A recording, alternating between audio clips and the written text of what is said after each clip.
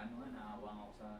Si Brother Aris kasi nagda-drive yun sa isang company, parang office driver. Amen. Kaya isa sa...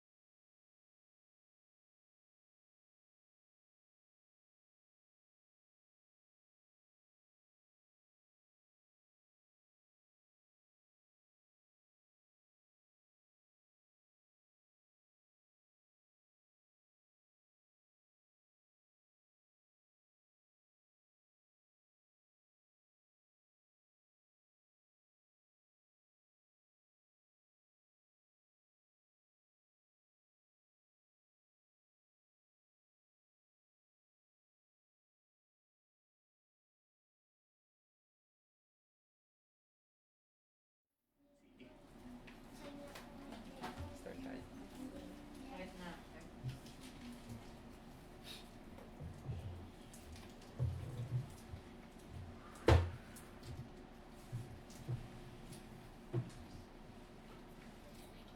Okay, we praise the Lord this morning na tayo po ay magkakasama, no? And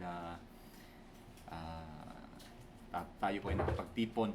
And sabi ng Panginoon, kapag tayo po ay magkakasama, ang presensya ng Panginoon ay nasa atin po. And yan naman po ang guarantee ng Panginoon. Kaya this morning, I invite each one of you na ialay po natin ang ating mga buhay, ang ating mga sarili, ang ating mga puso, kaluluwa, isip, katawan sa pagsamba sa Panginoon. Tayo po'y manalangin. Dakilang Diyos na aming Ama, na siyang nagbigay sa amin ng buhay at siyang nag-iingat at nangangalaga sa lahat ng kanyang nilikha. Panginoon, kami po ay nagpapasalamat na kami ngayon ay buhay, humihinga at pinagpapala, Panginoon, na makalapit sa inyo sa espiritu at katotohanan upang sambahin kayo, Panginoon, sa lahat ng biyaya at kabutihan, Panginoon, na inyo pong ibinahagi sa amin. Salamat, Panginoon, sa mga kapatiran na patuloy pong naglilingkod sa inyo at patuloy, Panginoon, na kinukumit ang kanilang mga sarili, ang kanilang mga buhay sa inyong gawain, Panginoon. Salamat dahil meron kaming kalayaan na ipangaral ang inyong salita. Salamat, Panginoon, dahil kami ay may kalayaan na sumamba at magtipon. Salamat, Panginoon, dahil kami ay magkakasama ngayon. At higit sa lahat, Panginoon, salamat dahil kasama namin ang aming Panginoong Jesucristo.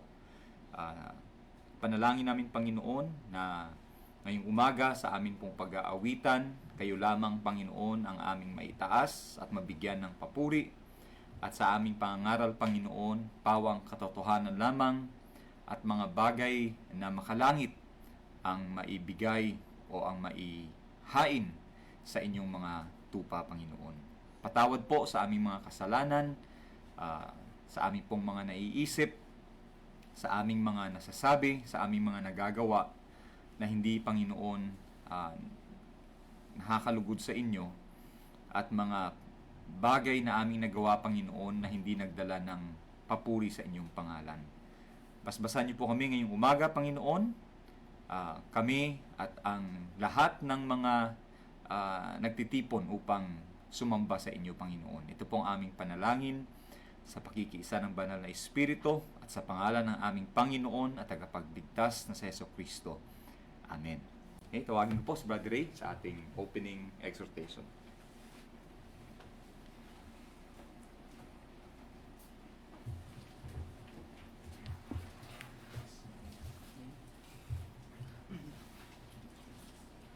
Magandang umaga po ulit sa ating lahat. This morning po,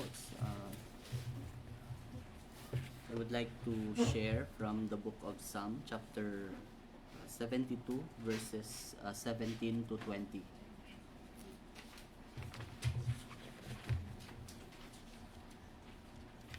Psalm 72, 17 to 20.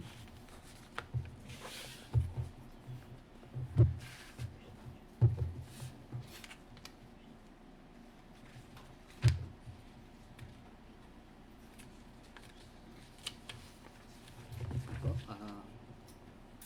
let's read the Word of God. 17.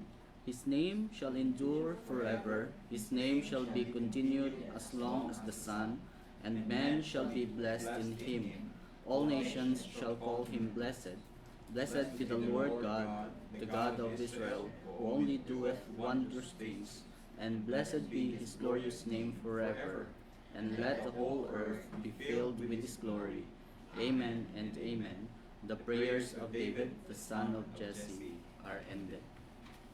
So, itong binasa po nating stanza from the book of Psalm, chapter 72, so verses 17 to 20 po, this is deeply connected sa ating pagpupuri, pagsisilbi sa Panginoon, kasi tinuturo po sa atin dito na yung pagpupuri sa Panginoon, yung worship natin sa Panginoon ay nagsisimula po siya kapag yung attention natin ay nababaling siya from ourselves at napupunta siya sa Panginoon mismo, who is the eternal King, and for His glory alone. So, dito sa binasa natin sa verse 17, makikita natin na yung writer po ng verse na ito, yung psalmist, nagsimula siya sa pangalan. Sabi niya, his name shall endure forever, his name shall be continued as long as the sun. So, bakit kaya sinimulan niya sa pangalan itong verses na ito? Dahil sa scripture po, ang pangalan ay nagpapakita ng authority, yung identity, ano ba yung pagkakakilanlan mo, and for God, yung glory ng Panginoon. So, nagsimula siya sa pangalan dahil yung pagpupuri natin sa Panginoon or yung worship po natin sa Panginoon, dapat magsisimula siya sa pag-recognize natin sa Panginoon, who is eternal and who is worthy and who is the God. No, yun yung identity ng Diyos na sinasamba natin. So, sa mundong ito, no, lahat po naglalaho, nagbabago, yung lakas ng tao, nanghihina yan. Yung mga achievement na mga nararating ng tao, na nawawala din yan. Yung mga kingdom dito sa mundo, it rises and it fall, bumabagsak, umaangat.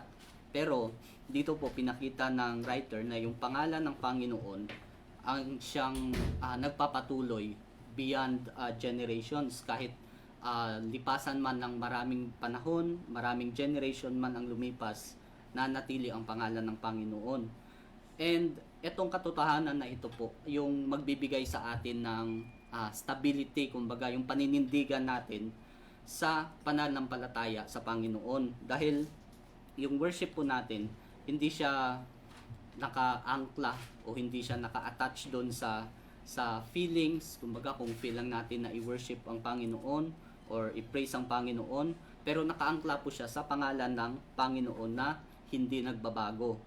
And ngayong umaga, bago po tayo or sa paghahanda natin sa pananampalataya or pag-worship natin sa Panginoon, we are encouraged na yung puso po natin ay ilayo natin sa mga burdens, yung mga dinadala natin, kasi mga temporary yan.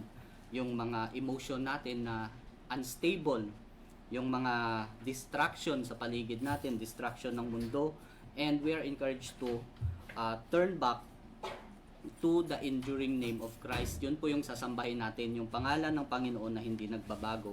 Sabi sa Philippians chapter 2 verses 9 to 11, no?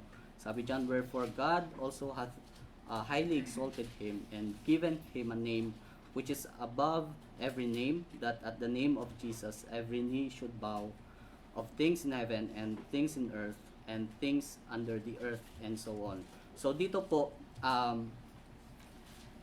pinakita dito yung fulfillment ng Psalm chapter 72 kay Jesus Christ mismo. Kasi pinakita dito na yung kingdom ng Panginoon hindi siya nagwawakas. Yung pangalan ng Panginoon hindi siya nagbabago.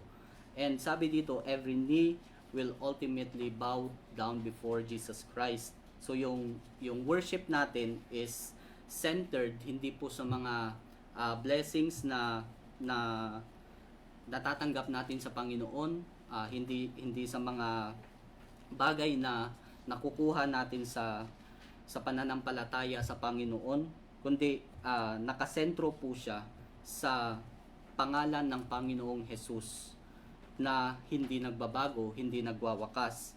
Yung mga tao po, they can spend their lives, trying to make their name remembered, 'di ba? Gusto natin lagi naaalala tayo. Gusto ng tao yung naaalala lagi sila, yung pangalan nila sa pamamagitan ng mga success, mga kayamanan, yung posisyon nila, yung mga achievement nila. Pero kung mapapansin nyo, after few generations po, nawawala lang yan. Nakakalimutan ka din ng tao, nakakalimutan ka din ng mundo. Pero yung pangalan ng Panginoong Jesus, after more than 2,000 years, many generations, yung pangalan ng Panginoon ay nananatiling sinasamba ng kanyang mga mananampalataya. Ito yung pinipreach ng kanyang mga mananampalataya, ito yung pinagkakatiwalaan, ito yung nagbabago sa buhay nila. And generation after generation, ito yung pinanguhugutan ng pag-asa ng kanyang mga mananampalataya. And sa verses 17 to 18 naman, sabi dyan, ang blessing ng Panginoon ay umaagos siya or dumadaloy siya outwardly through a life of a Christian na connected sa mismong source nito. Sabi dito, men shall be blessed in him, all nations shall call him blessed. Verse 18, blessed be the Lord God, the God of Israel, who only doeth wondrous things. So dito po mapapansin natin yung cycle ng pagbibigay ng papuri sa Panginoon. Syempre una ay nakakatanggap tayo ng biyaya, material man yan, spiritual man yan, kahit anong biyaya po yan na nanggagaling sa Panginoon. Yung response natin doon ay praises and glory na binabalik natin sa Panginoon. So sabi ng writer, men shall be blessed in him. Hindi lamang po na mabibless ng Panginoon, but blessed in him. Sa Panginoon ang blessing talaga.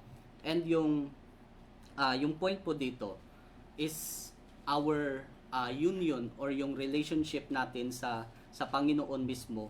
Yung totoong pagpapala po pala ay hindi siya galing sa natatanggap natin lamang sa Panginoon, kundi yung pagiging nasa Panginoon natin, being near Him and being in Him. So, sino yung Diyos na sinasamba natin dito? He is the only one who doeth wondrous things, sabi ng writer. And sinabi niya dito, who only, 'di ba? In-emphasize niya, who only.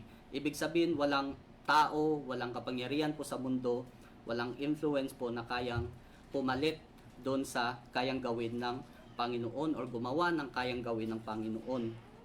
And so, our worship is not depending sa kung ano yung kaya nating ibigay, kasi tayo po bilang mga tao, yung pagiging sufficient or yung sufficiency natin, hindi po siya nakadepende sa sarili natin.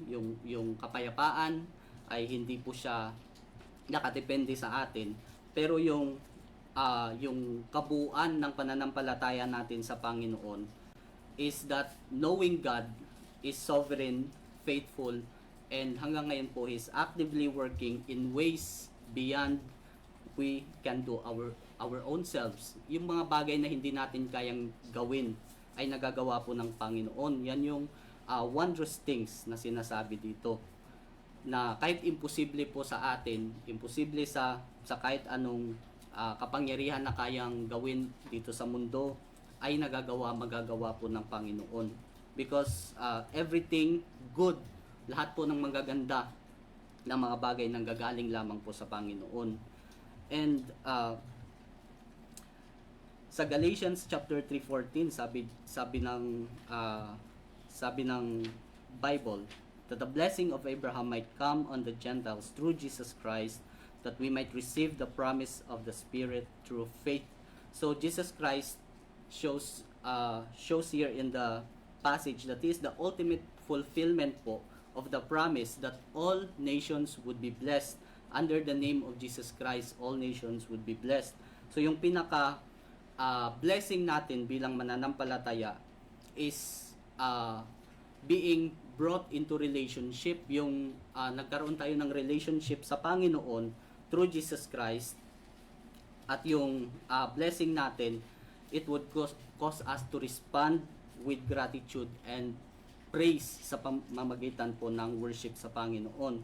And lastly, sa verses 19 to 20, dito naman po ipinakita na yung totoong pananampalataya or totoong pagbibigay ng papuri sa Panginoon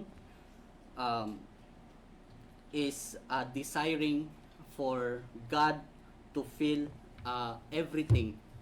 Basahin ko po sa inyo, sabi dito, and blessed be His glorious name forever, and let the whole earth be filled with His glory. Amen and amen. Yun po yung desire dapat ng isang mananampalataya sa pagsamba sa Panginoon, na lahat po ay mafi-fill or mapupuno ng glory ng Panginoon. Everything. Kasi yung psalmist dito, hindi niya tinapos yung kanyang sulat, kasi pag binasa nyo po yung susunod na chapters dito ay ibang book naman po, ibang writer naman ito. Pero hindi niya tinapos dito na nagfo-focus siya sa kanyang sarili, kundi tinapos niya dito sa pamamagitan ng pag-declare ng glory ng Panginoon, ng pamumuno ng Panginoon, the reign and glory of God filling the earth. And it reveals the highest purpose of our worship sa Panginoon sa umagang ito. It is not about our self-satisfaction, it is about God's exaltation, yung itataas po natin ang Panginoon. Sabi nga sa verse 20, the prayer of David are ended. The prayer of David, the son of Jesse, are ended. Pero mapapansin natin, yung prayer po nagtatapos. Pero yung worship, yung papuri po sa Panginoon, it would continue forever. Hindi po magtatapos yan. Kahit matapos yung buhay natin dito sa mundo, ay pagdating sa kabilang buhay po kasama ang Panginoon, we would still worship the Lord our God. So that's all I would like to share po, and I hope that this will encourage us today na sa pagsamba sa Panginoon, we are to fix our eyes on the eternal name of Jesus Christ, and we are encouraged to remember na every true blessing po ay nanggagaling lamang sa Kanya, at yung desire natin that His glory would fill our lives forever. So yan lamang po ang gusto kong i-share sa binasa natin. Let's call on Brother Ethan for hymns.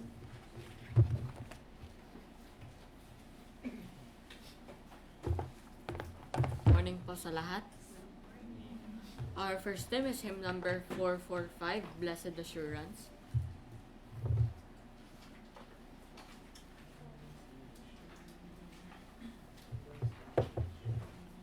Blessed assurance, Jesus is mine.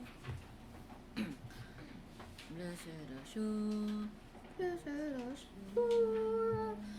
Jesus is mine. Hymn number 445, Blessed Assurance. Ready now, sing. Blessed assurance, Jesus is mine.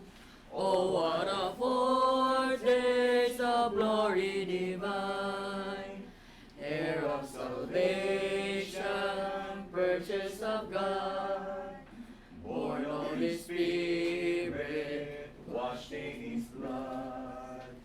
This is my story, this is my song, praising my Savior all the day long. This is my story, this is my song, praising my Savior all the day long. Perfect submission, perfect delight, visions of rapture now rest on my side. Angels descending, bring from above, echoes of mercy, whispers of love. This is my story, this is my song, praising my Savior all the day long. This is my story, this is my song, praising my Savior all the day long. Perfect submission, all is at rest. I in my Savior am happy and blessed, watching and waiting, looking above, filled with His goodness, lost in His love. This is my story, this is my song, praising my Savior all the day long. This is my story, this is my song, praising my Savior all the day long. Our next time is hymn number 180, In Christ Alone. 180.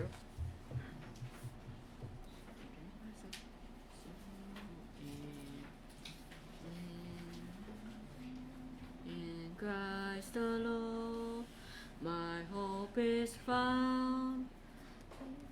In Christ alone. Hymn number 180. In Christ alone. Hymn number 180. Ready now, sing. In Christ alone, my hope is found.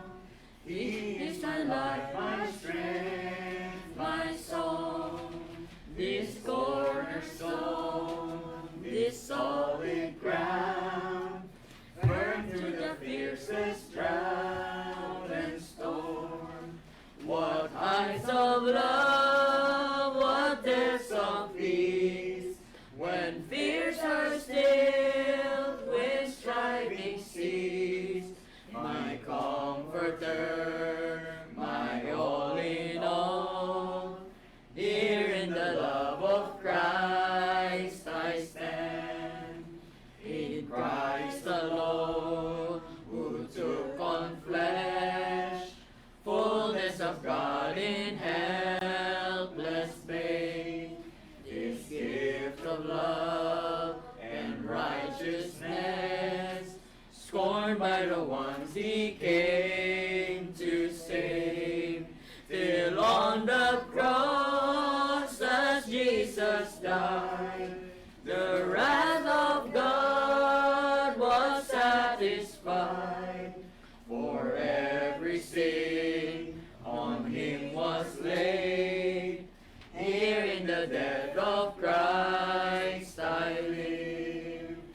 There in the ground His body lay, light of the world by darkness slain.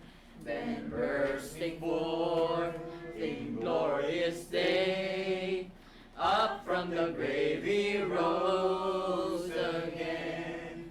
And as He stands in victory, sin's curse has lost its grip on me. For I am His and He is mine, bought with the precious blood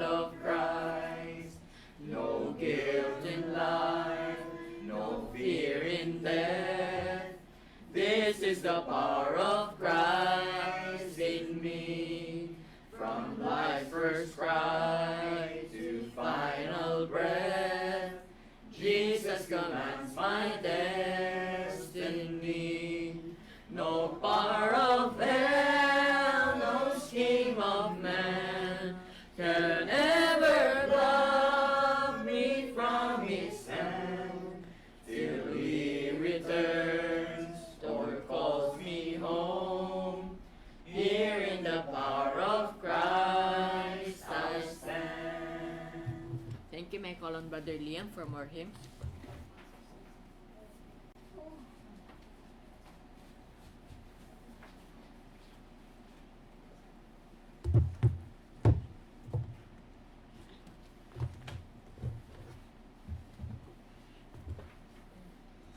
Morning sa lahat. Our next hymn is hymn number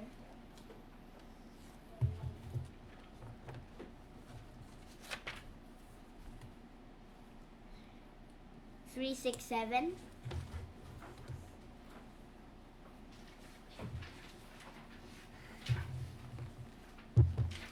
God will take care of you.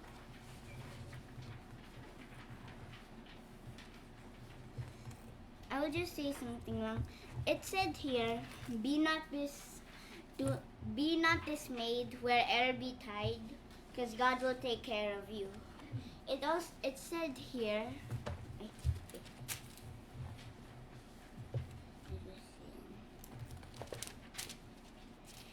in Psalms chapter 27, verse 1, it said, "The Lord is my light and my salvation. Whom shall I fear? The Lord is the strength of my life. Of whom should I be afraid?" It says here, "Whom shall I fear?" Because God is with you. And it said here, "The Lord is the strength of my life."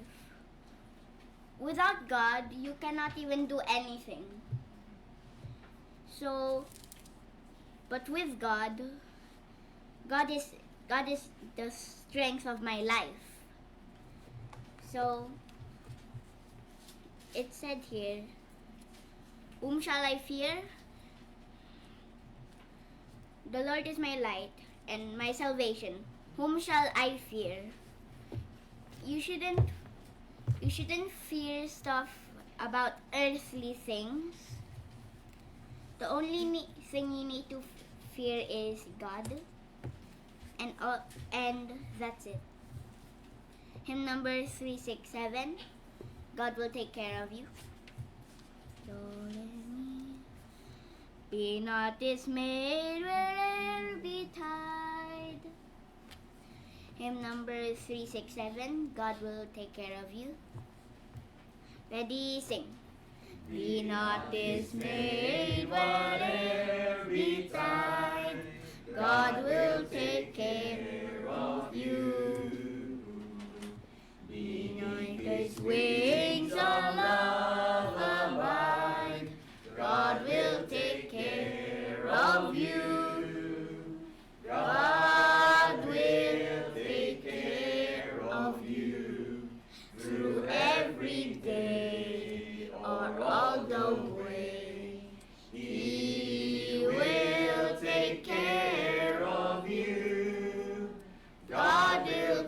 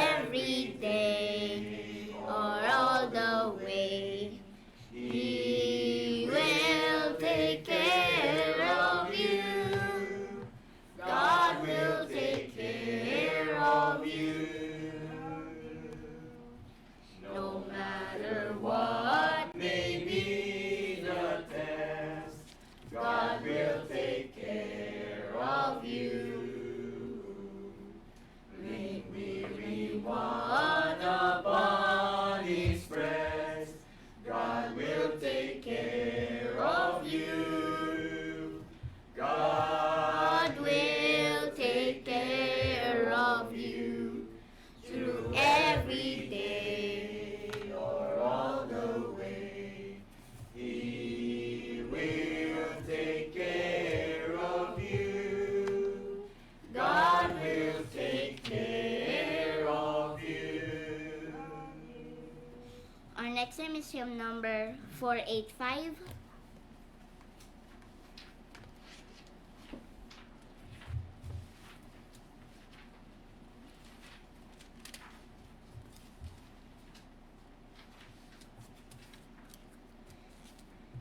Liberty.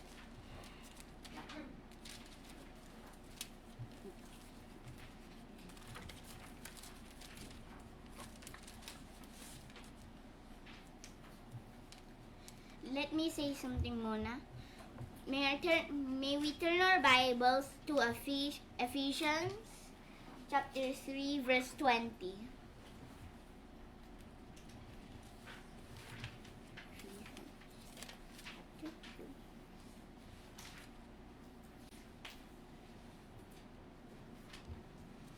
It said there, now unto him that is able to do exceeding boundary above all that we ask or think, according to the power that worketh in us. It said here, before the world began, it means he was there before we were even made, before the whole world was made. And it said here, now unto him that is able to do exceeding boundary above all that we ask or think. Some people say that there was still someone before him, but the verse said that whatever people ask or think, God could do it, and that means God could be there before the whole world began. That's it. Hymn number 485, Liberty. Do, re, mi, fa, sol, according. Hymn number 485, Liberty. Ready, sing. According as he chose before the world began, a people for his own, and keeps them in his hand. Therefore I live my life in liberty and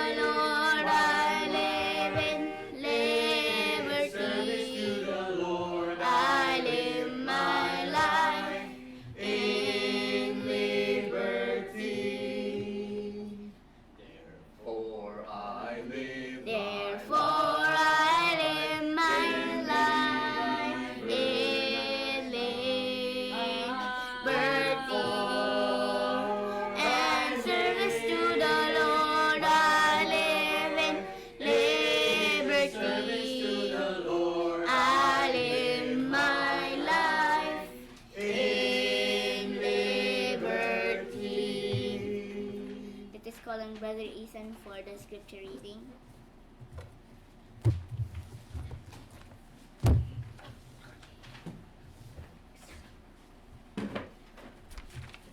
Please open your Bible to 2 Timothy chapter 1.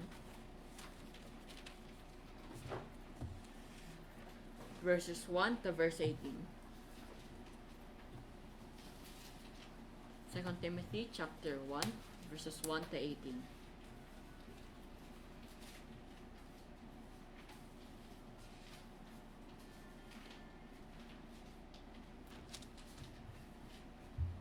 Okay. Verse 1. Paul, an apostle of Jesus Christ by the will of God, according to the promise of life which is in Christ Jesus, to Timothy, my dear beloved son, grace, mercy, and peace from God the Father and Christ Jesus our Lord. I thank God, whom I serve from my forefathers with pure conscience, that without ceasing I have remembrance of thee in my prayers night and day, greatly desiring to see thee, being mindful of thy tears, that I may be filled with joy. When I call to remembrance the unfeigned faith that is in thee, which dwelt first in thy grandmother Lois and thy mother Eunice, and I am persuaded that in thee also. Wherefore I put thee in remembrance that thou stir up the gift of God, which is in thee by the putting on of my hands. For God hath not given us the spirit of fear, but of power, and of love, and of sound mind. Be not therefore ashamed of the testimony of our Lord, nor be his prisoner, but be thou partaker of the afflictions of the gospel according to the power of God, who has saved us and called us by an holy calling, not according to our works, but according to his own purpose and grace, which was given us in Christ Jesus before the world began, but is now made manifest by the appearing of our Savior Jesus Christ, who hath abolished death, and hath brought life and immortality to light through the gospel. Whereunto I am appointed a preacher, and an apostle, and a teacher of the Gentiles. For the which cause I also suffered these things. Nevertheless I am not ashamed, for I know whom I have believed, and am persuaded that he is able to keep that which I have committed unto him against that day. Hold fast the form of sound words which thou hast heard me, in faith and love which is in Christ Jesus. That good thing which I has committed unto thee, keep by Holy Ghost which dwelleth in us. This thou knowest, that all they which are in Asia turned away from me, whom are Philus and Hermogenes. The Lord give mercy unto the house of Onesiphorus, for he oft refreshed me, and was not ashamed of my chain. But when he was in Rome, he sought me out very diligently, and found me. The Lord grant unto him that he may find mercy in that day, and how many things he ministered unto me at Ephesus, thou knowest very well. For today, I'm going to only focus on 2 Timothy chapter 1 verse 5 for the Mother's Day. So this time, Paul was writing to Timothy the second time. And si Timothy kasi parang apprentice of a knight, yung pang-training ni Paul, or like a pastor and a preacher, it's something like that. So it's here, it says, when I call to remembrance the unfeigned faith that is in thee, which dwelt first in thy grandmother Lois and thy mother Eunice, I am persuaded that in thee also. So, so let's start with this unfeigned faith. So what is it? Unfeigned faith is the sincere or pure or without hypocrisy faith. So it dwelt first, or it's the same faith from thy grandmother Lois and then thy mother Eunice. So for short, the Lola, si Lois, taught this the word of God to the mother Eunice and then the son Timothy. So in the last part of the verse, it says here, and I am persuaded that in thee also. So Paul knows the faith from his mother's, Lola or mom, came to him. So how? Of course, by the Holy Spirit. But how exactly? It is by the sincere and diligent, the diligent teaching by the mothers. So here is the lesson. Number one, mothers don't just make the children survive, but they also teach. Teach what? The Word of God and the Holy Spirit. Like the old saying, give a man a fish, he'll live for a day. Teach a man to fish, he'll live for a lifetime. So, so actually, most of the time, mothers are our first teachers. So for mothers, we are thankful for you being our teachers to teach us the Word of God since we were born. May I call on Brother Liam for our more hymns?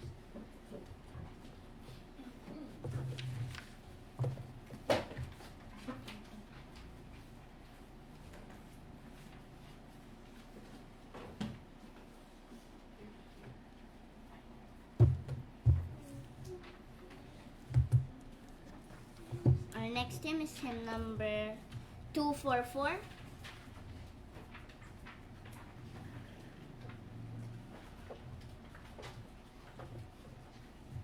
The Bride's Mansion.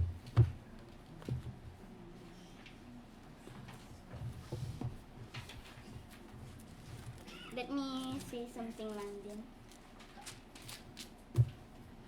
May we turn our Bibles to the book of Psalms, chapter 127, verse 1 to 2.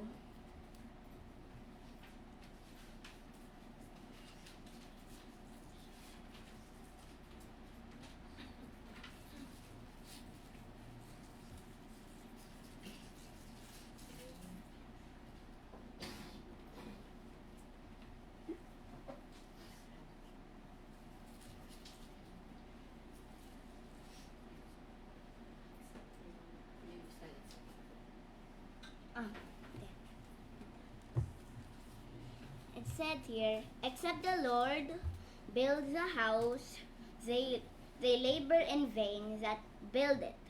Except the Lord keeps the city, the watchman walketh but in vain. Verse 2.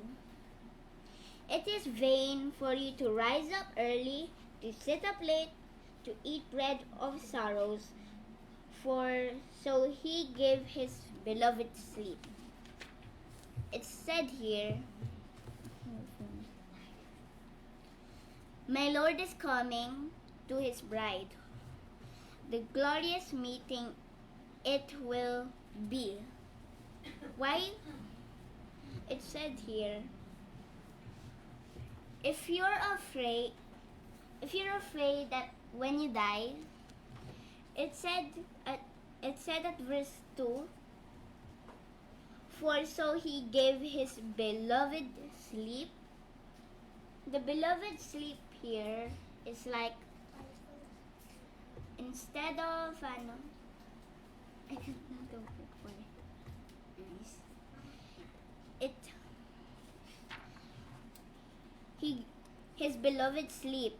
So why should you fear? Because the glorious meeting it will be. So when you meet Jesus, it will be like it will be glorious. You would be happy when you meet him. And then now that you know that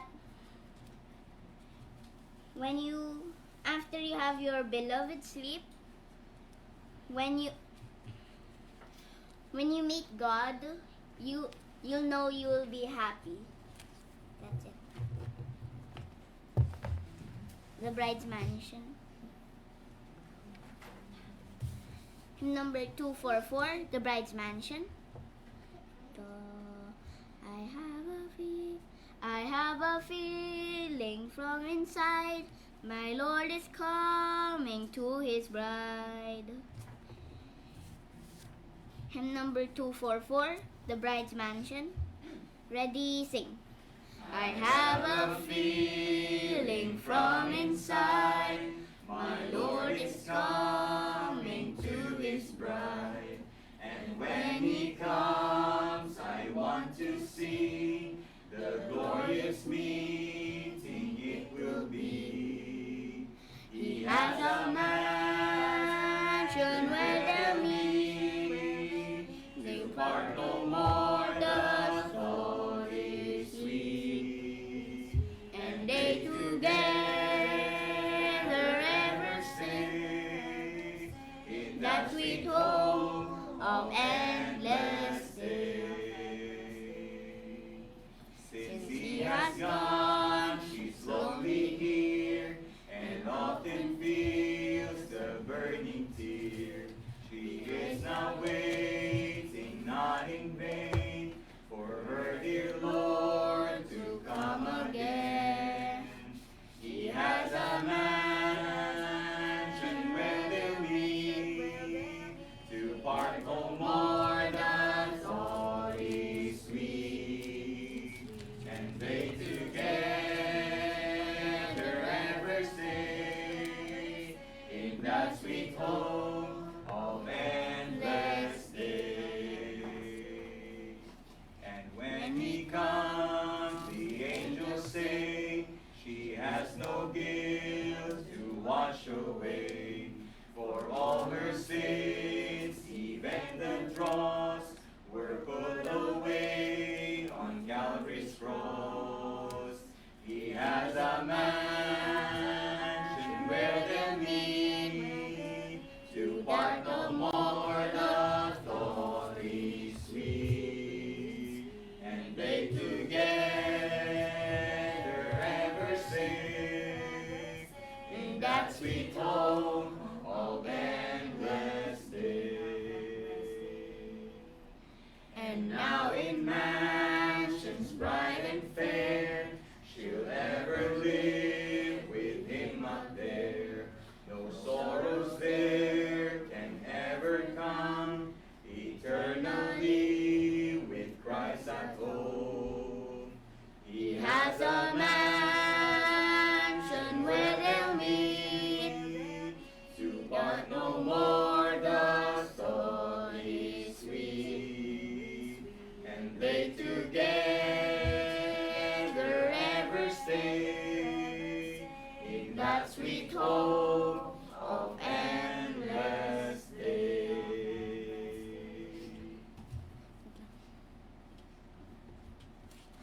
Let us open our Bibles to Psalm 23, verse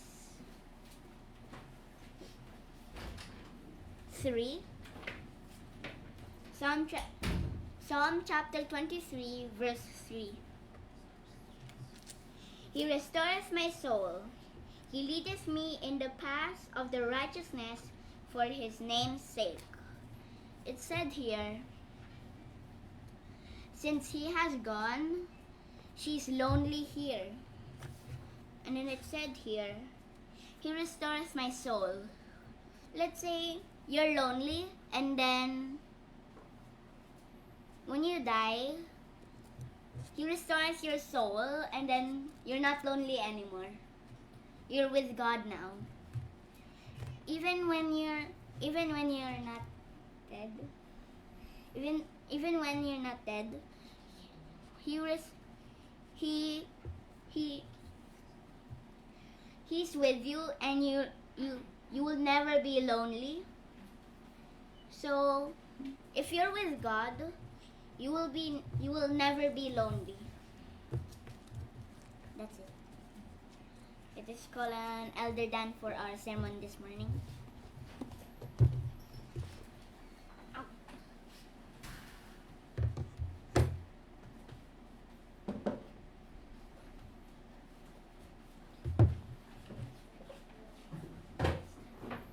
Okay, so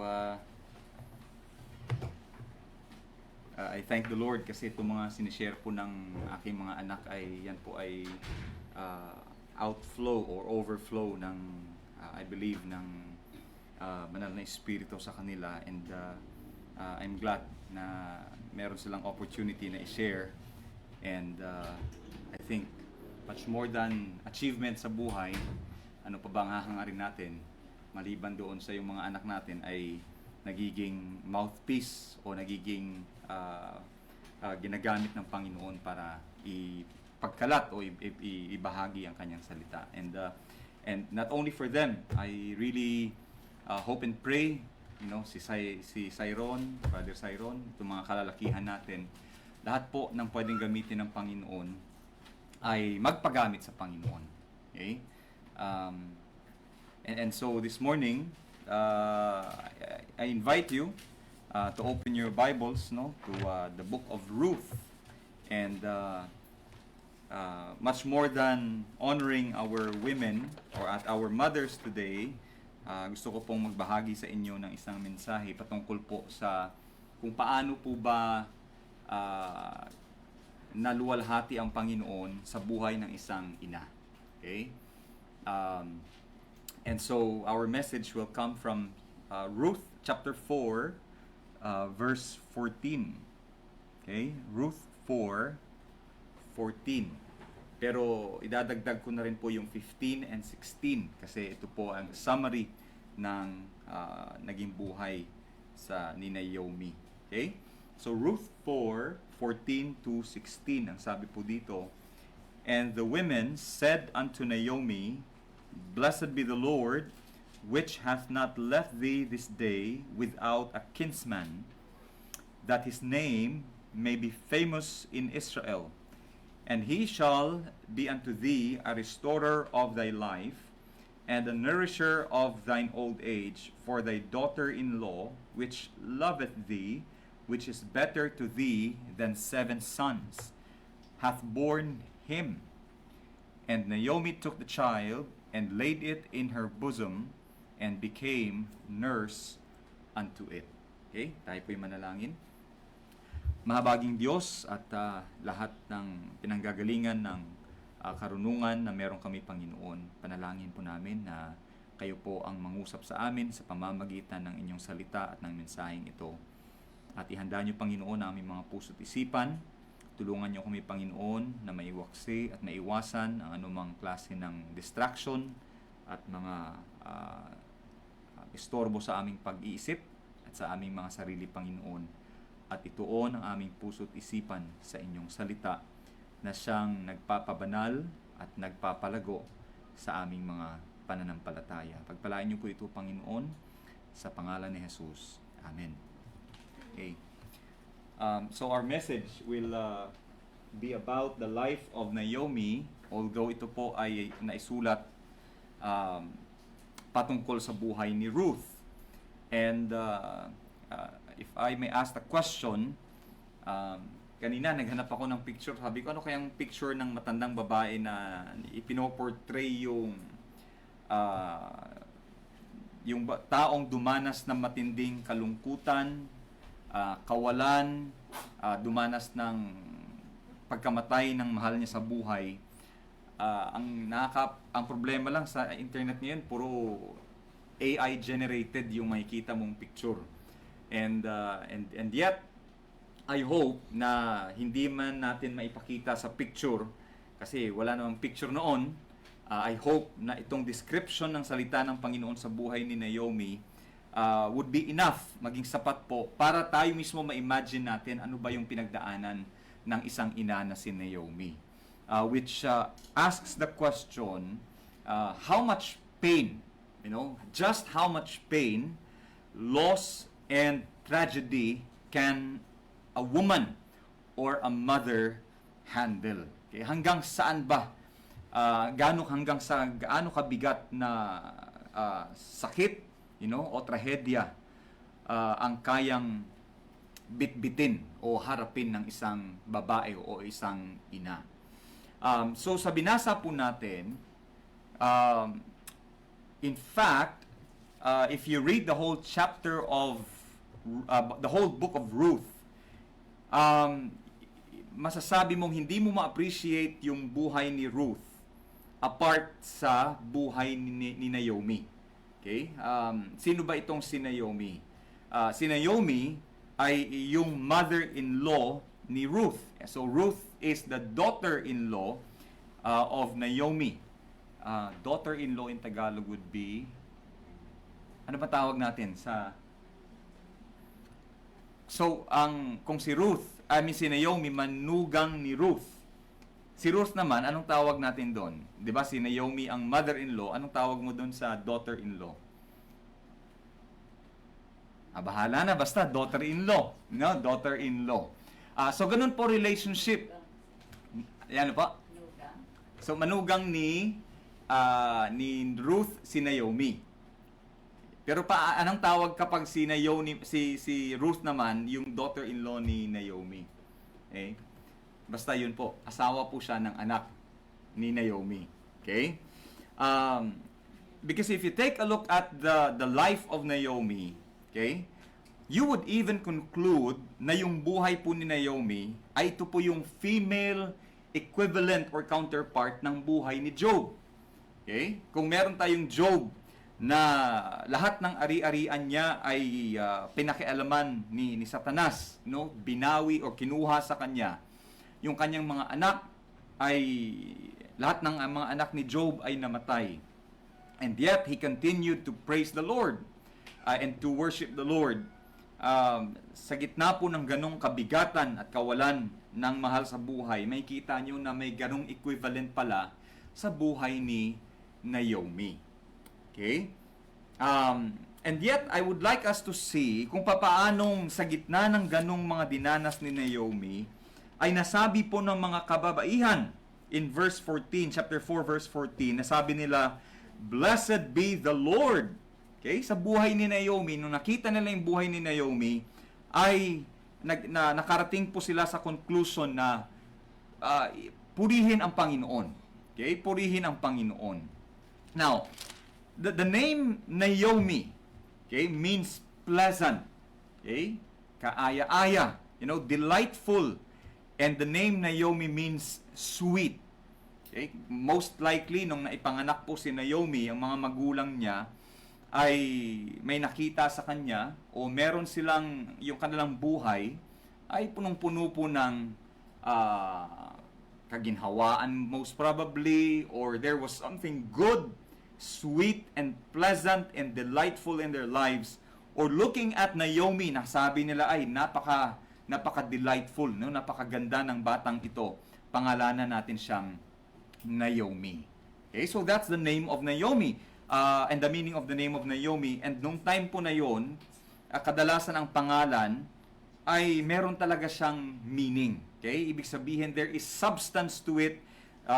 Yung reputation po nila ay nakapaligid doon sa pangalan nila. Unlike ngayon, basta kung ano yung uso, kung ano yung madali, kung ano yung madaling isulat, yun yung pong ipapangalan natin sa ating mga anak. But back then, name itself was attached with so much meaning and reputation. Okay? So let's take a look at the fullness, kasi ang gusto kong ibahagi yung fullness, yung punong-puno ng yung buhay ni Naomi, and followed by tragedy, okay? And then followed by God's restoration. Okay? Katulad ng sinabi kanina, He restoreth my soul.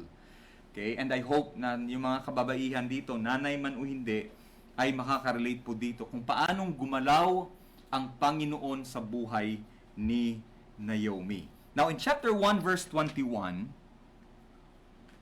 the fullness of the life of Naomi. In chapter 1, verse 21, sabi ni Naomi, I went out full. Okay? Sabi niya, umalis ako. Umalis kami na punong-puno ako. I was so abundant. I was so full when we left. Okay? Now, in what sense, at paanong nasabi ni Naomi that she was full? Okay? Well, number one, I would say that they were full because, or she was full because she was a wife to a husband. Okay? Siya po ay asawa ng isang lalaki. And how would you say that that is a blessing?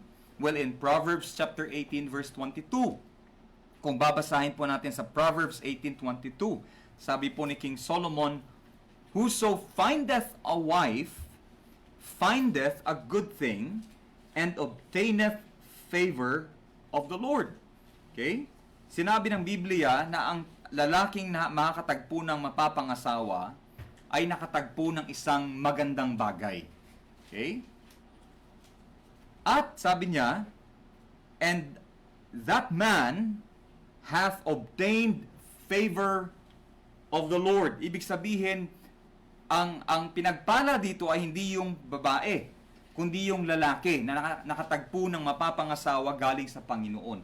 Ibig sabihin, the woman herself, as a wife, when given to a man, is God's gift to a man. Okay? And that goes all the way back to the time of Adam, na nakita ng Panginoon na nangangailangan si Adan ng babae at kaya siya binigay ng Panginoon kay Adan. So a man who receives a woman as a wife receives a good thing from the Lord, or receives a blessing from the Lord. And Naomi, being a wife to Elimelech na kanyang husband, ay para sa kay Naomi, I am full because I am God's favor to my husband. Okay? God's favor to my husband. And in their time, okay, kapag ang babae ay nakatagpo ng mapapangasawang lalaki, okay, you would find that in chapter 1 verse 9 na ito pala ay considered na siya ay nakatagpo ng kapahingahan. Okay? Tingnan niyo po sa chapter 1 verse 9. "The Lord," sabi ni Naomi sa kanyang mga daughters-in-law, "The Lord grant you that you may find rest, each one of you in the house of her husband." Ibig sabihin, kapag ikaw na babae ay nakatagpo ka ng mapapangasawa, ikaw ay nakatagpo ng kapahingahan. Kung ito po ay kalooban ng Panginoon. Okay? Kasi hindi lahat ay kalooban ng Panginoon. Pero kapag ikaw ay nakatagpo ng mapapangasawa na galing sa Panginoon, ikaw ay nakatagpo din ng kapahingahan. Samantalang kapag ang napangasawa mo ay hindi naman galing sa Panginoon, noon, puno ng kapahingahan ng buhay mo. Nung nakapangasawa ka, puno naman ng pighati, kabigatan, kahirapan, at punong-puno ng pagsisisi yung buhay. Okay? In chapter 3 verse 1, sinabi din ulit dito, no? In chapter 3 verse 1, "Then Naomi, her mother-in-law, said unto her, My daughter, shall I not seek rest for thee, that it may be well with thee?" Okay? See? Pag nakatagpo na mapapangasawa ang isang babae, that is finding rest. So long as that is in the Lord. So, para kay Naomi, bilang wife, that makes her full. Another reason why she considers herself full is she is a mother to two sons. Okay? Tingnan niyo po sa may chapter 1. Chapter 1 verse 2. "And the name of the man was Elimelech, and the name of the wife, or his wife, Naomi, and the name of his two sons, Malon and Kilion." Okay? Ephratites of Bethlehem, Judah. Okay? So si Naomi, meron pala siyang dalawang anak na si Malon and si Kilion. And for Naomi, bilang isang asawa at bilang isang ina, that is her definition of being full. Okay? That's her definition of being full. And she understands in Psalm 127 verse 3. Tingnan niyo po kung paanong ang Panginoon ang nag-define kung ano ba ang mahalaga sa isang ina. Psalm 127:3. "Lo, children are an heritage of the Lord, and the fruit of the womb is His reward." Ibig sabihin, kapag ang isang babae ay biniyayaan ng Panginoon ng mga anak, okay? Although later on, sabihin ng nanay, nako, dapat di na lang kita isinilang sa mundong ito dahil pasaway nga at puno ng katigasan ng ulo. But then again, before niyan, nung ipinanganak. Okay? The child is considered to be an inheritance from the Lord. Okay? A property that is entrusted from the hands of the Lord. Children are an heritage of the Lord. Kung bakit naman naging ganyan yung bata, ay hindi mo naman, kung magiging honest lang talaga tayo, wala na bang dapat ibang sisihin yung ina o ang isang ama, kundi sila mismo mga sarili nila. Kasi sila naman nagpalaki dyan eh. Kung bakit naging ganyan yan, tayo naman ang nagbigay ng guidance, instruction, at nagpalaki dyan. Tapos tatanungin natin later on, bakit ka ba lumaking ganyan? Hindi naman kita tinuruan ng ganyan. Okay? Ibig sabihin, there's something na kailangang ayusin sa pagpapalaki sa mga bata. But we do not look at children as curses or sumpa o pabigat. Because if the Lord wills na hindi ka bigyan ng anak, hindi ka bibigyan ng anak. If the Lord wills na biyayaan ka ng anak, ipinagkatiwala ng Panginoon kung paano natin palalakihin ang batang yan. But in the eyes of the Lord, a child is a favor and a reward from Him. Yan po ay pagpapala at gantimpala galing sa Panginoon. And for Naomi to have children and to be married to a man is her definition of being full. Kaya lang sa mundo ngayon, babaguhin ng mundo yan. Sasabihin ng mundo, dapat career-oriented. Dapat may sarili kang pera.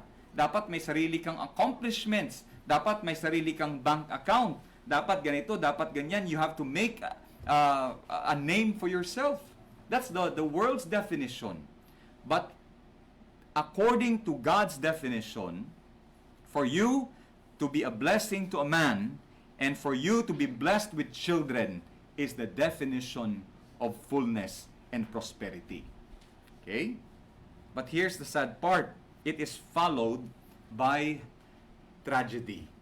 Okay? It is followed by tragedy. Chapter 1. Okay? Verse 1. Now it came to pass in the days when the judges ruled that there was famine in the land. Merong tagutom po sa bayan ng Israel. And a certain man of Bethlehem, Judah, may sinala akong picture kanina. And a certain man of Bethlehem, Judah, went to sojourn in the country of Moab, he and his wife and his 2 sons. And the name of the man was Elimelech, and the name of wife Naomi, the name of his 2 sons Mahlon and Chilion, the Ephrathites of Bethlehem, Judah.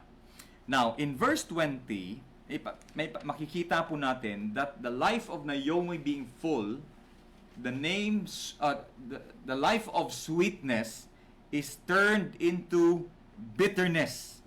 Okay? Ang buhay na puno ng tamis at kagalakan ay napunta o naging buhay na puno po ng pait at kalungkutan. In verse 20, sabi ni Naomi, and she said unto them, call me not Naomi. Huwag nyo na akong tawaging Naomi. Tawagin nyo na akong Mara. Mara is a reference to the spring na mapait. Okay? Kaya nga nagreklamo din itong mga Israelites dahil daw naging mapait. Kung ano pang mga reklamo nila. But then she says, don't call me pleasant anymore. Call me bitter. Call me Mara, for the Almighty hath dealt very bitterly with me. And in verse 21, I went out full, and the Lord hath brought me home again empty. So from fullness to emptiness, why then call ye me Naomi, seeing the Lord hath testified against me, and the Almighty hath afflicted me. Okay? Now what brought her to such a painful lamentation? Bakit ganun na lang nagbago yung pagtingin ni Naomi sa kanyang buhay, na sabi niya, wag na akong tawaging matamis o kaaya-aya. Sabi niya, tawagin niyo na akong mapait. Call me Mara, because my life is bitter and my life is empty. Now, it all started when they left the covenant promise or nation of God. Okay? Kung titingnan niyo po, itong sinurround ko po ng red, Okay? That is the promised land. But then, dahil lang po may tigutom, you know, this is Bethlehem, and Bethlehem means the house of bread. Okay? The house of bread. That is where abundance is.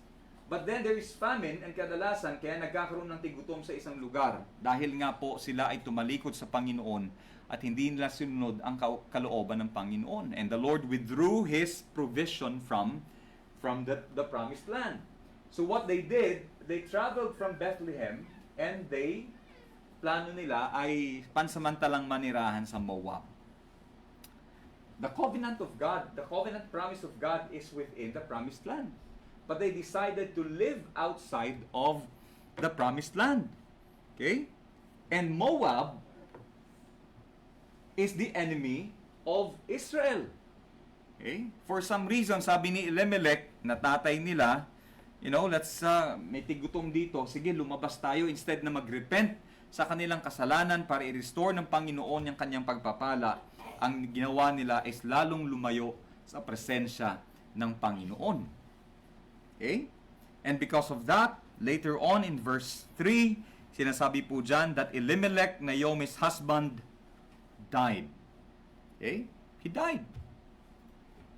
She was left and her 2 sons.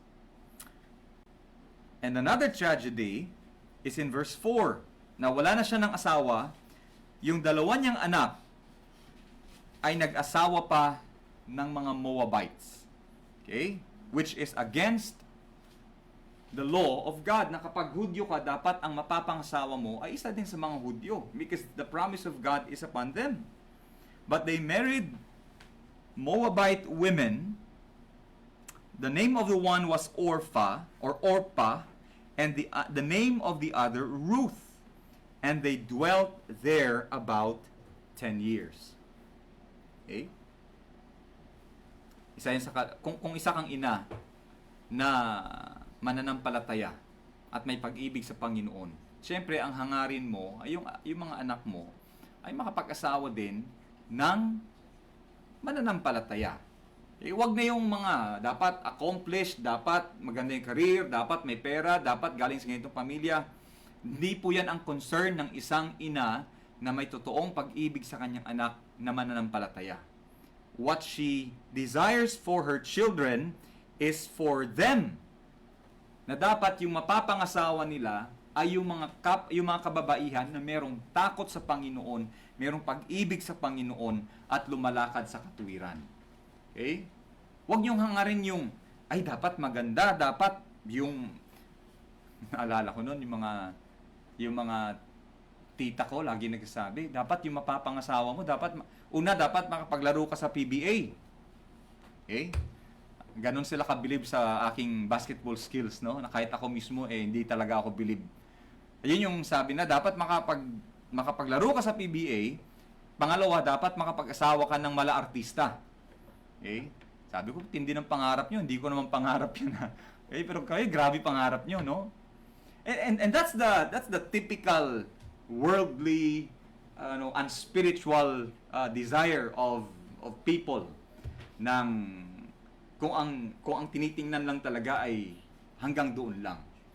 But for a mother and for parents na merong pag-ibig sa Panginoon, iba. Okay? Iba. Kasi tingnan niyo po, kahit si Solomon, kahit yung nanay ng isang hari po sa Proverbs chapter 31. Basahin ko lang po sa inyo, no? Okay? Proverbs 31. In verse 30, tingnan niyo po.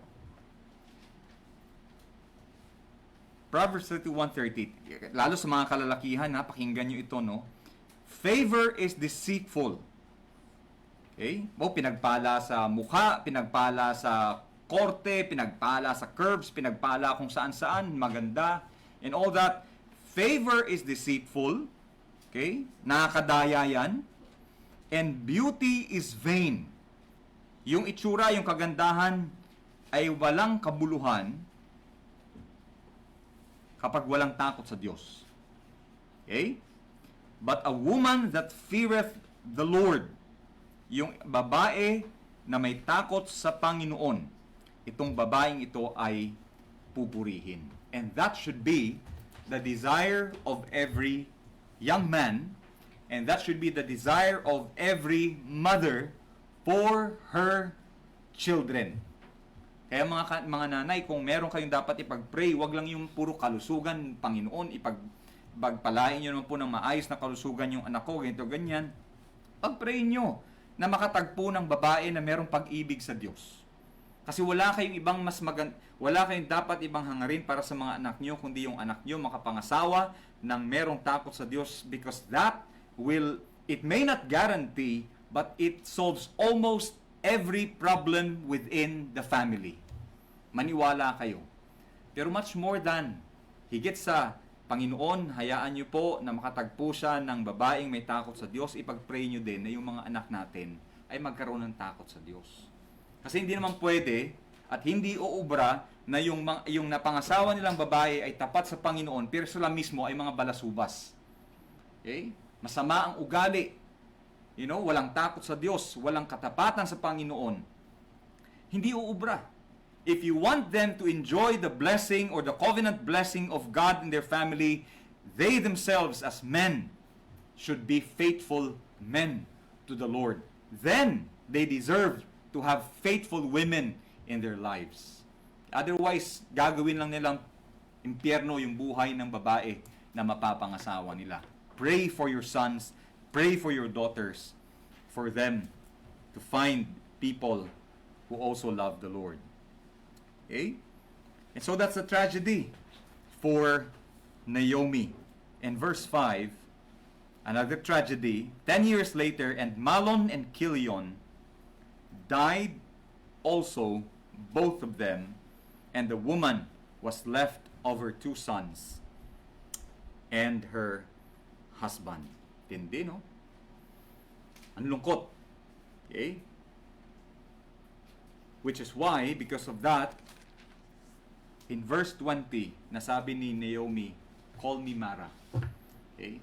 Wala na kayong makikitang tamis, wala na kayong makikitang kabutihan sa buhay ko. Punong-puno ng kalungkutan, punong-puno ng pigati, punong-puno ng kahirapan. The Lord brought me home empty again, kasi bumalik po siya sa Bethlehem. Okay? From Bethlehem, Judah, pumunta ng Moab. Years later, nung nawala lahat, bumalik din po siya sa Bethlehem. And the marks of bitterness, emptiness were undeniable. Hindi maitatago yung bakas ng mga pinagdaanan ni Naomi, na nung umuwi po siya sa hometown niya, sabi ng mga tao, "Is this Naomi?" Ito na ba si Naomi? Hindi gulat na, pumayat, or gumanda, or naging maayos yung buhay. Hindi eh. She went through tragedy and a lot of hardships. And in verse 19, in the last part, and they said, "Is this Naomi?"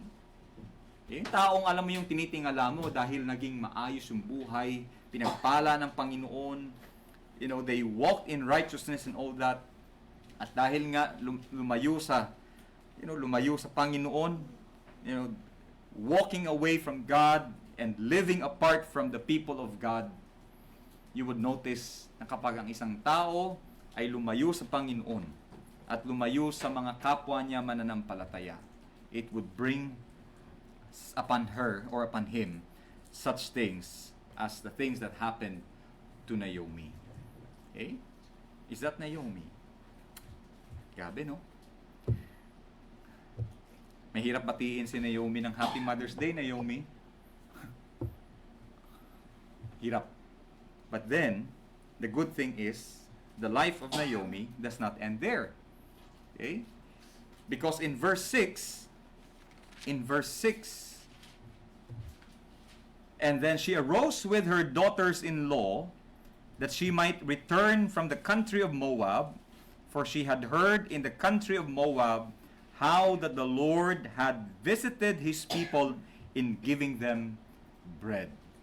Okay? Pinagpala ulit ng Panginoon ng Bethlehem, Judah. Kung sana nanatili lang sila doon.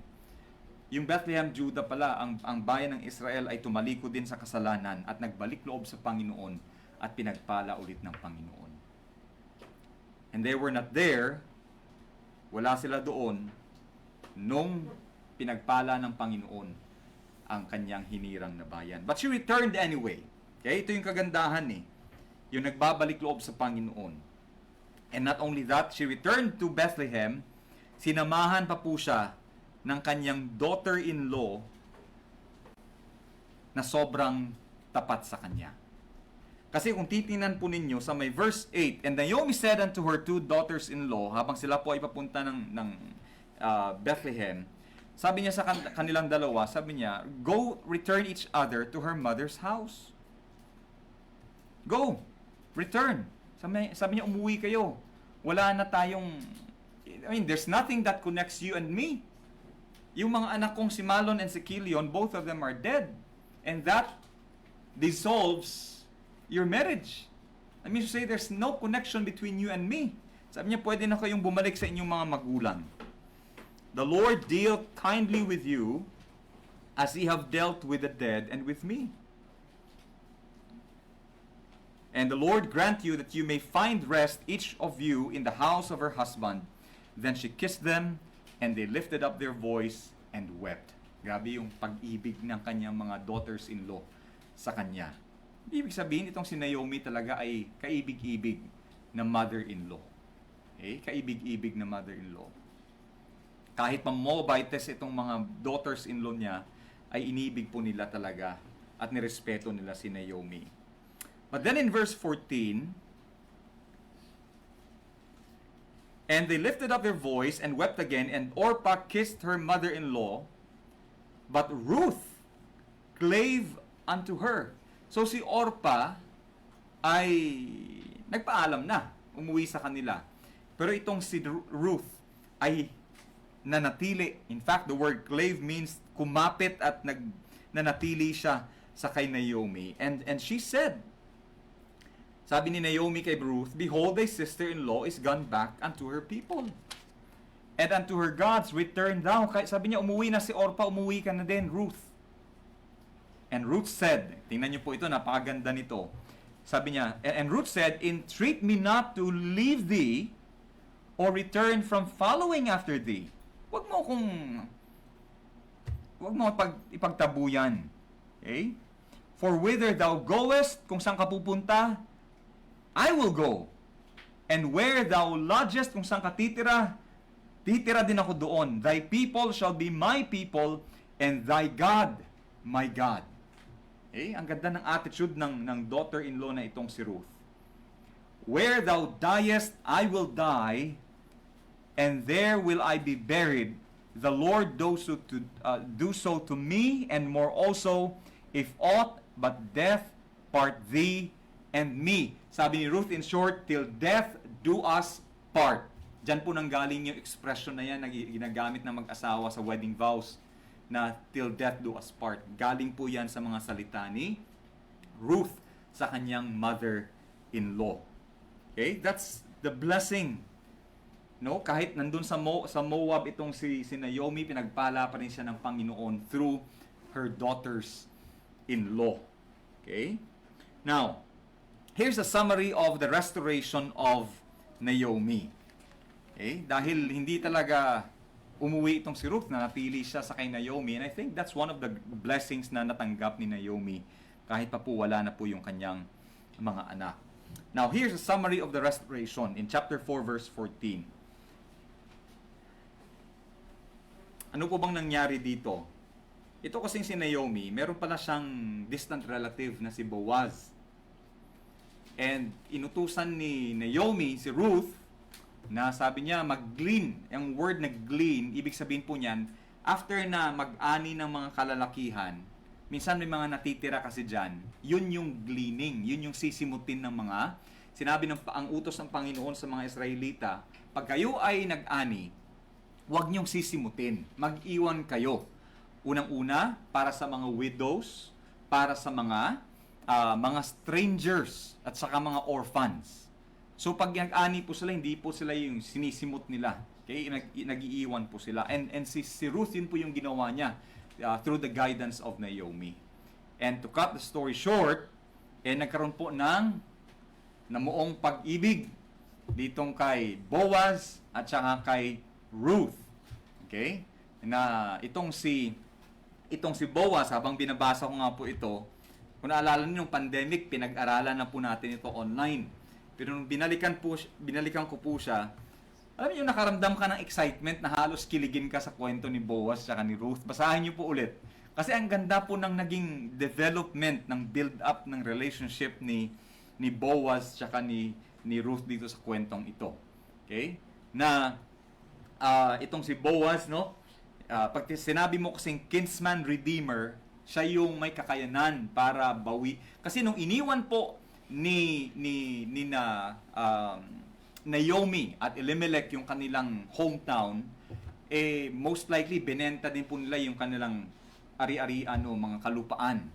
And now that Naomi is back, kailangan pong mabili ulit yon.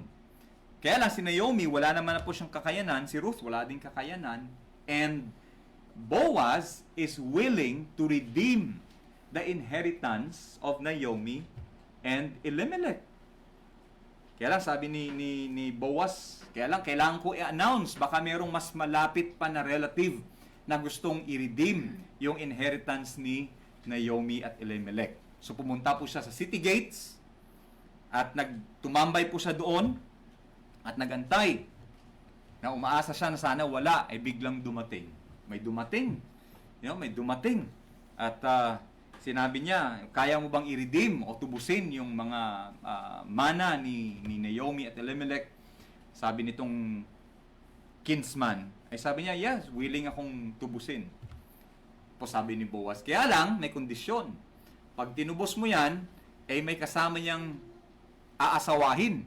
Dapat asawahin mo din yung daughter-in-law ni Naomi. Ay sabi ng kinsman, ay sandali, hindi pwede. Kasi sabi niya, it will mar mine own inheritance. Kasi si Ruth ay Moabites. Sabi niya, ay hindi pwede. Tapos sabi siguro ni Boaz, no, openly, sabi, ay sayang naman. Pero in the back of his mind, ay nagsiselebrate si Boaz. Dahil walang ibang tutubos sa ari-arian ni Naomi. In fact, ang concern ni Boaz, hindi naman talaga yung ari-arian ni Naomi, kundi yung pag-ibig niya sa kay Ruth. Providentially, God made a way na magkatuluyan po itong si Boaz tsaka si Ruth. Okay? And because of that, it takes us to the summary of God's restoration sa buhay ni Naomi. At sinasabi po dyan sa may verse 13, and Boaz took Ruth, and she was his wife, and when he went in unto her, the Lord gave her conception, and she bare a son. Okay? Nagkaanak sila. And the women said unto Naomi, kung napapansin nyo, hindi po si Ruth ang kanilang sinabihan, si Naomi. They looked at Naomi and said unto her, Blessed be the Lord, which hath not left thee this day without a kinsman, that his name may be famous in Israel. Kaya hinayaan ng Panginoon lahat ng mga pangyayaring yan at hinayaan ng Panginoon na tubusin ni Boaz ang ari-arian ni Naomi at si Ruth is so that his name may be glorified in all Israel. Okay? Hindi si Ruth, hindi si Boaz, hindi si Naomi ang nakatanggap ng kaluwalhatian at pagpupuri, kundi ang Panginoon pa din. Kasi hindi naman po yan mangyayari kung hindi dahil sa paggalaw ng Panginoon. And sabi pa ng mga kababaihan, and He shall be unto thee a restorer of thy life. Ang Panginoon ang magre-restore ng buhay mo. At siya din, sabi niya, and a nourisher of thine old age. Can you imagine the life of Naomi? Kung hindi siya bumalik sa Bethlehem at hindi siya sinamahan ni Ruth, she would die of old age and nobody would take care of her. Ang lungkot niyan. Okay? Pero sabi dito, because of Ruth and Boaz and because of the Lord, ultimately, sabi niya, He is the nourisher of thine old age. And for thy daughter-in-law, which loveth thee. Okay? Kaya ito yung payo din po sa mga daughters-in-law. Ibigin nyo, mahalin nyo, pahalagahan nyo ang inyong mga mothers-in-law. Okay? Yan po ay pagpapala ng Panginoon. At saka sa mga mothers-in-law, maging pagpapala naman tayo sa ating mga daughters-in-law. Okay? Sabi pa ng mga kababaihan, Ruth, which is your daughter-in-law, is better unto thee than 7 sons. Pagsamahin mo pa yung 7 kalalakihan, daig pa rin ni Ruth ang pag-ibig at katapatan ng 7 kalalakihan. No, put all men together. Ruth is still better than them. And Naomi took the child and laid it in her bosom and became nurse unto it. Grabe, no? Binigyan ng Panginoon si Naomi ng privilege na makapagsimula ulit. Alam niyo, yan yung blessing din sa mga lola Yung medyo hindi nila maayos na pagpapalaki sa mga anak, yung mga sablay, kapalpakan, mga pagkukulang, binabawi nila sa mga apo. Kasi pwede nilang alagaan, pero hindi nila kailangan gumastos. Kasi mga magulang yung nagpapaaral, mga magulang yung bumibili ng mga pangailangan, sila ang pwede nilang gawin is alagaan ang mga apo. Without the stress, most of the time without the stress of finances or financial obligations, without the stress of disciplining, kaya nga naturingang mga spoiler ang mga lolo't lola. Hayaan nyo na. Okay? Hayaan nyo na. Pangalawang opportunity ng Panginoon yan para sa kanila. Okay? And the Lord blessed Naomi to give her another opportunity to nurse Obed. By the way, yung pangalan ng anak ni Boaz at saka ni Ruth, ang pangalan niya ay si Obed. And Obed is the grandfather of the greatest king of Israel, no other than King David. Okay? So, na-connect pa rin natin siya kay Samuel, no, o sa kwento ni Samuel. Now, just a few insights na gusto ko pong ibahagi sa atin base po sa buhay ni Naomi. Number 1, like the mother Naomi, katulad po ni Naomi, you can always turn back to God when you have drifted away. Okay? Anong bang nangyari kina Naomi? Siguro sa pangunguna din ni Elimelech na kanyang asawa, lumayo sila sa presensya ng Panginoon. And you know what she did was, she returned to the Lord. From Moab, she returned to Bethlehem, Judah. And can you imagine anong naging buhay ni Naomi sa Moab kung hindi po siya nagbalik loob sa Panginoon? She returned to the covenant presence of God, and the Lord restored her. At sa mga nanay, I know that you sometimes come to a realization na dapat pala ganito yung payo ko sa anak ko. Dapat pala ito yung ginawa ko. Dapat pala ito yung step na tinake namin. And you realize you have made so many mistakes in life. Na parang sabi mo, it's too late. Okay? Parang hindi ko na kayang impluwensyahan yung mga anak namin. You see, the Lord is the Lord of mysterious works. Na kahit iniisip mo na it's too late, God can always make a way para ayusin yung mga bagay na hindi natin naayos. Okay? Siguro kilala nyo si Augustine o sa Saint Augustine. Isa sa pinakakilala sa lingkod ng Panginoon pagdating sa doktrina. Kung hindi nyo alam, yung buhay ni Augustine bago po siya binago ng Panginoon, napakatindi, napakasamang tao. But you see, he attributes and he gives the credit sa pagbabago ng kanyang buhay. Alam niya, siyempre galing sa Panginoon. Pero ang alam niya, na kaya naayos ang kanyang buhay dahil sa constant, persistent, regular na panalangin ng kanyang ina. Okay? So mothers, you can always turn back to God when you have drifted away, and remember to pray for your children. Secondly, mothers, and also other believers, hindi lang po yung mga nanay today, but also other believers, God can turn our sorrows into joy. Okay? May ganyang, alam nyo, may makikita mo sa Biblia, may ganyang kapangyarihan ng Panginoon, may ganyang wisdom, may ganyang kakayanan ng Panginoon na yung mga mapapait, yung mga mahihirap na karanasan natin ay kaya po niyang gawing maganda. Okay? Ito nga din inaibahagi ko kay Nanay Adi nung Bible study namin nung Friday, yung buhay ni Joseph.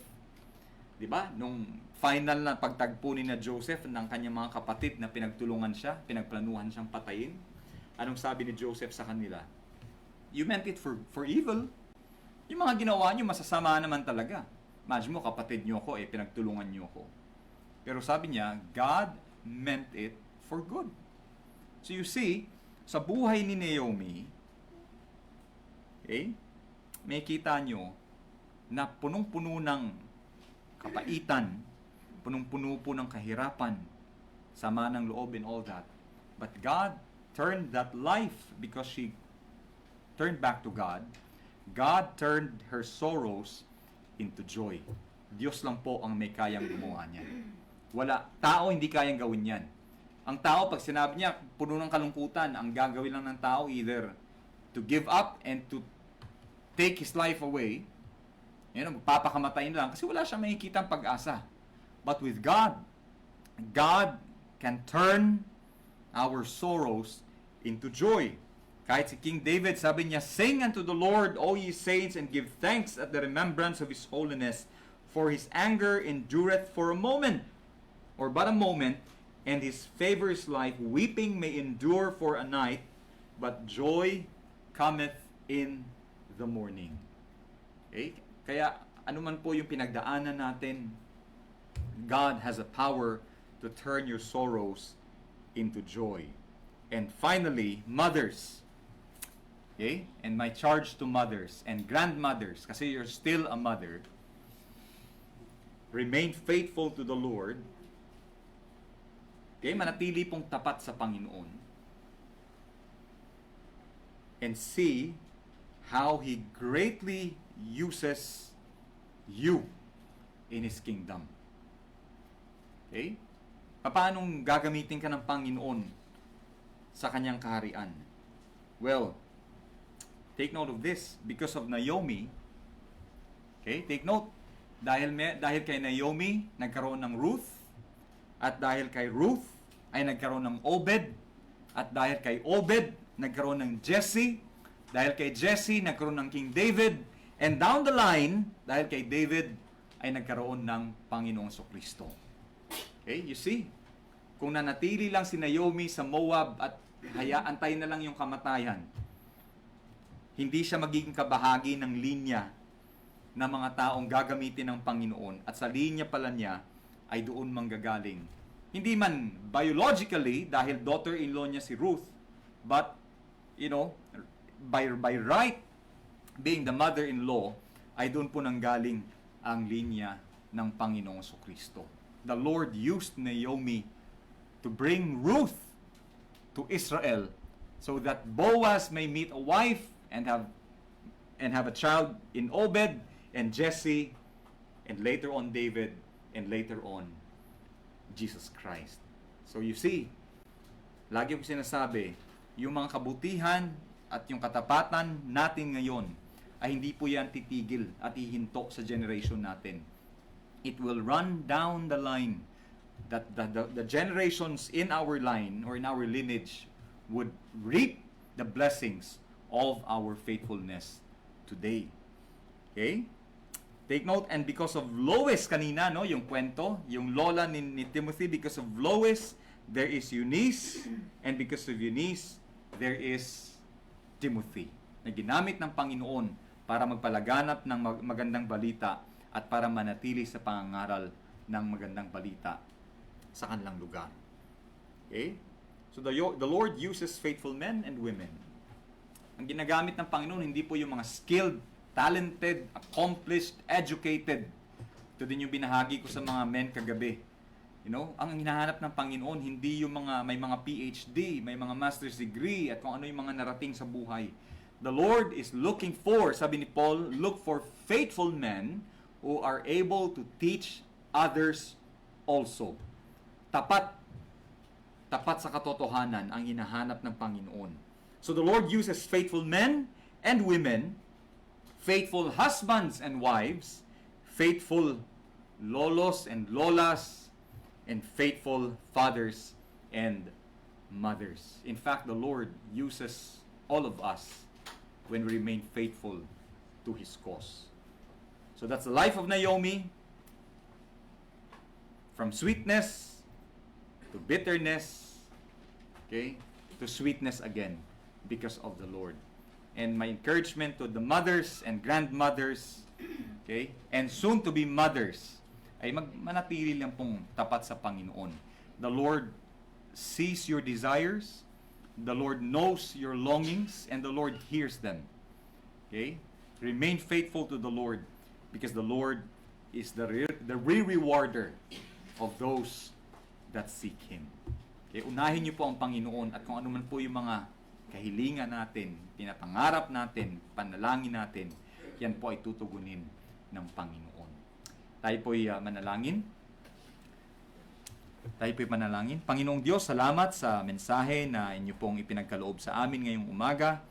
Pagpalain niyo po ito, Panginoon, na maging panggagalingan ng katatagan, kaaliwan, at ng kalakasan, Panginoon, ng mga nanay o mga ina sa aming gawain, Panginoon.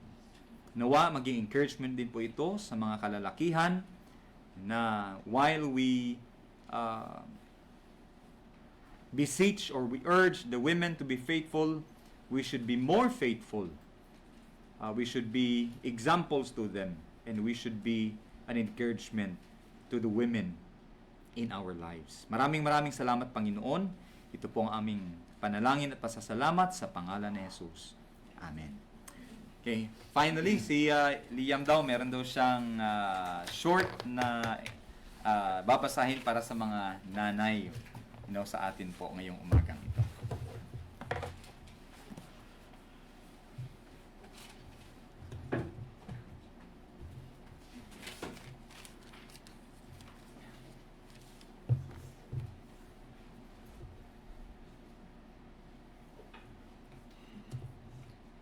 To all the mothers, Mama, Nanay, Mamang, Lola, Wowa, Mommy, we wish you a beautiful Mother's Day. For the mothers who long for their children who live far away, for the mothers who just gave birth and who is up and about day and night, for the child who lost their mother, for the mother whose child is with our Savior above, for the mothers who raises their children alone, for the soon-to-be mothers, for the ones who are still waiting for God's heritage. May we open our Bibles at Proverbs chapter 31, verse 25 to 31.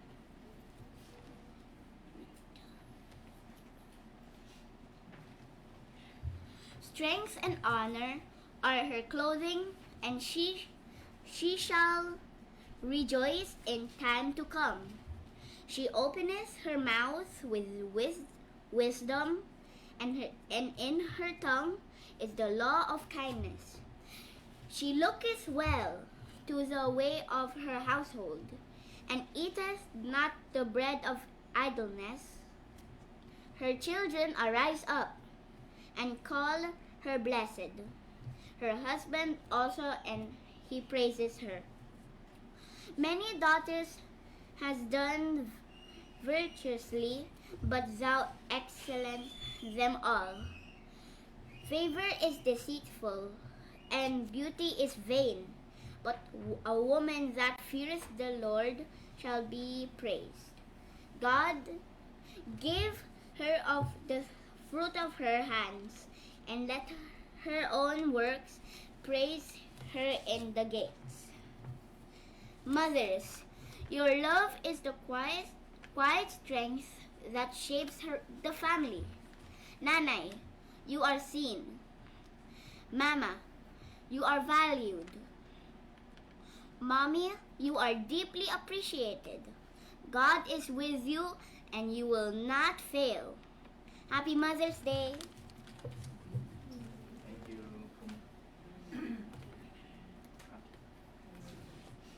Okay, let's all stand. Let us sing a closing hymn. And after that, pag-pray po natin yung mga nanay natin. No? Let us pray. Let us sing. The Lord bless you and keep you. The Lord lift His countenance upon you and give you peace. And give you peace. And give you peace. The Lord make His face to shine upon you and be gracious unto you. Be gracious. The Lord be gracious, gracious unto you. Amen.